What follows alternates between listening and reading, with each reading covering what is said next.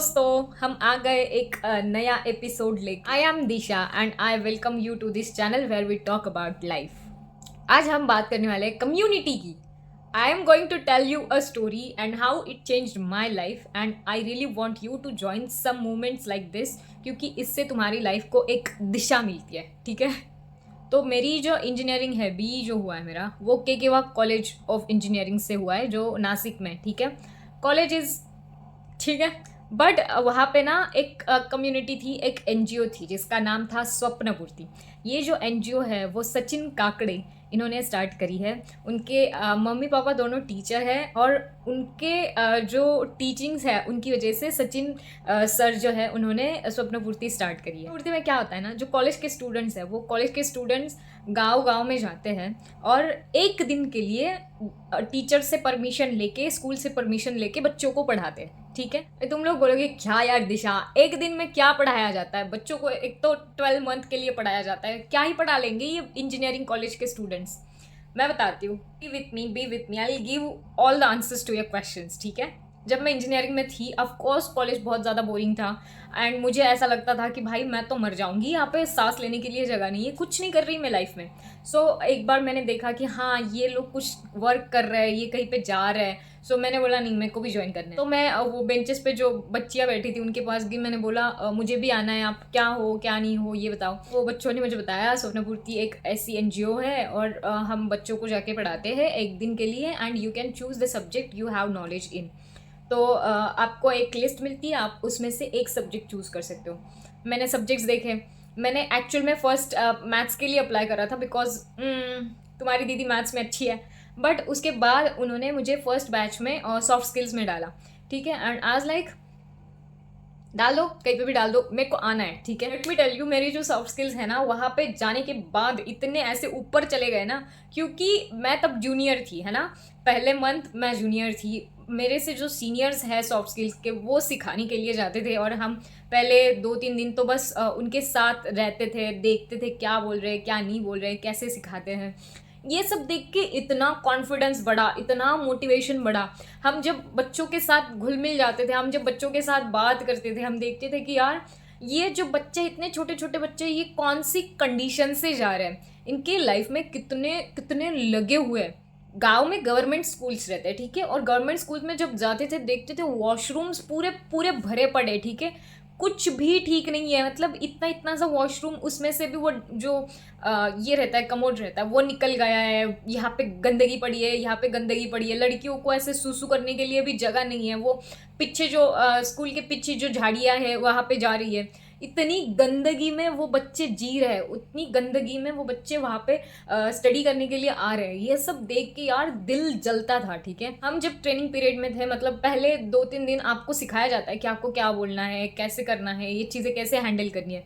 उस टाइम पे हमें एक बात बताई जाती थी, देखो एक दिन में तुम बच्चों की ज़िंदगी नहीं बदल सकते, कोई नहीं बदल सकता। We are not going there to teach them something. हम वहाँ पे जाके सिर्फ उनके अंदर की जो आग है ना सीखने की, उसको हम जला के वापस आ जाएंगे। ठीक है, ऐसे हमको बताया जाता था और हम भी वही करते थे। हम ऐसे नहीं कि हाँ तुमको हम आज ये सिलेबस सिखाएंगे, वो सिलेबस सिखाएंगे। जो भी हम सिखाते थे, everything was very out of syllabus. हम उनको बताते थे कि पढ़ाई का महत्व क्या होता है, ज़िंदगी में पढ़ाई कितनी ज़रूरी है। एक बार वो स्पार्क लग गया उनको, तो बस आपका काम कंप्लीट हो गया। उसके लिए बस आप यहाँ से वहाँ जा रहे हो, वहाँ से वहाँ जा रहे हो। तो हमारे कॉलेज में ना बसेस जो रहती है इंजीनियरिंग कॉलेज की, वो बसेस लेके हम जाते थे ऐसे स्कूल्स के लिए परमिशन लेके, एंड देन वहाँ से रिटर्न आते थे। It was so beautiful experience. जब भी हम किसी स्कूल में जाते थे, बच्चे देखते थे, बच्चों के साथ घुल मिल जाते थे। हमारे यहाँ पे एक नियम था, किसी को नंबर नहीं देना है, बट अगर आई कार्ड से उन्होंने खुद ने ले लिया तो हम कुछ नहीं कर सकते उसके बारे में। But mostly we use to try कि नहीं, नंबर नहीं देना है, किसी के साथ इमोशनल कनेक्शन नहीं बनाना है, क्योंकि वो उन बच्चों के लिए प्रॉब्लमेटिक हो सकता है। वैसे ही जब स्कूल की छुट्टी होती थी, बीच की जो टर्म होती है, तो वहाँ पे जो भात मिलता है, हमारे यहाँ पे महाराष्ट्र में खिचड़ी मिलती है बच्चों को लंच ब्रेक में। तो हम जितने लोग होते थे जो साथ में जाते थे सिखाने के लिए, हम साथ में बैठ के वो खिचड़ी लेके खाते थे। इतना प्यार, इतना रिस्पेक्ट जो हमको लोगों से मिला, जो टीचर से मिला और जो उन बच्चों से मिला, उनकी आंखों में दिखता था, बाप रे। इतनी अच्छी मेमोरी सच में मेरी उस कॉलेज में नहीं बनी जितनी मेरी ये सब करके बनी।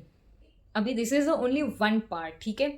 ऐसे बहुत सारे पार्ट्स हैं स्वप्न पूर्ति के। जैसे जब गणपति बापा बैठते हैं हर किसी के घर में, गणपति विसर्जन जो होते हैं उसके लिए भी स्वप्न पूर्ति की टीम जाती है।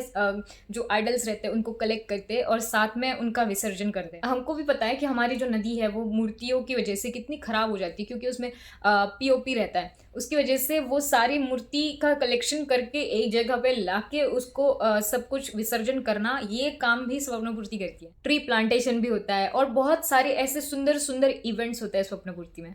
मैं तो सिर्फ 2017 एंड 2018 तक स्वप्न पूर्ति के साथ रह पाई और उसके बाद मैं पुणे चली गई थी स्टडीज़ के लिए। और पुणे में भी एक्चुअली स्वप्न पूर्ति है। स्वप्न पूर्ति महाराष्ट्र में बहुत जगह पे अभी फैला हुआ है। उसके बाद मैं डायरेक्टली यहाँ पे आ गई, तो मेरा जो कनेक्शन है ना वहाँ से, तो वो थोड़ा सा कम हुआ है। यू विल सी, जितने भी लोग हैं जो मेरी बैच के थे जो वहाँ से बाहर निकले, उनका सबका लाइफ इतना ज़्यादा सक्सेसफुल हो गया, इतने उनके होराइजन अलग हो गए। भाई साहब, कोई गवर्नमेंट जॉब कर रहा है, कोई टीचर बन गया है, किसी ने खुद का बिजनेस डाला, सबके सब लोग successful.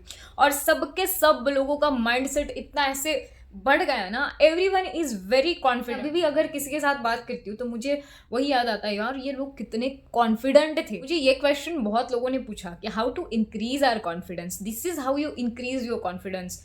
You join some movement, you join some kind of community जहाँ पे तुमको समझ रहा है कि हाँ, हम इन लोगों की हेल्प कर रहे हैं, हम एटलीस्ट कुछ तो कर रहे हैं लाइफ में, ये कुछ तो कर रहे हैं लाइफ में। ये जब मूवमेंट आता है ना तो हमारा कॉन्फिडेंस खुद से बढ़ जाता है। बट ये मूवमेंट आना बहुत ज़्यादा ज़रूरी है। जब मेरा स्वप्न पूर्ति से रिश्ता थोड़ा सा कम हुआ, ख़त्म हुआ, उसके बाद मैंने दूसरी एनजीओ ज्वाइन की और अभी भी मैं उस एनजीओ के कांटेक्ट में हूँ। मुझे उनके मैसेजेस आते हैं, उनके जो भी प्रोग्राम्स होते हैं उनकी सारी डिटेल्स आती है and I try to join them. I try to understand what is going on in our society and how we can tackle, how we can think about it, how we can go with it. एक community तुम्हें जीने की दिशा देती है, जीने का एक मार्ग बताती है कि see this are the path, this are the things you should do in your life to get a good life. तो मैं यही कहूँगी कि आप जहाँ से भी हो ट्राई करो कोई कम्युनिटी ज्वाइन कर पाओ, ठीक है। अभी कम्युनिटी पॉजिटिव भी हो सकती है, निगेटिव भी हो सकती है। ऐसे मत करना बजरंग दल में शामिल हो जाना ठीक है। हमेशा एक बात याद रखना कि जो भी एक्शंस हम लेंगे उसका लोगों पे पॉजिटिव इम्पैक्ट होना चाहिए, उससे लोगों को फ़ायदा होना चाहिए, उससे लोगों को एजुकेशन मिलना चाहिए, इंस्पिरेशन मिलना चाहिए, जीने की एक नई दिशा मिलनी चाहिए। ना कि हाँ चलो हमको करना है, कर लिया, ठीक है। This is not the way and this is not what should we do. Try to join the community in your surrounding, in your area and let me know how it goes. If you are from Maharashtra and if you want to join Swapnapurti, let me know in the comment section. I'll give you the information about Swapnapurti. That is all for this video. I'll meet you in the next video. Till that time, stay blessed, stay happy.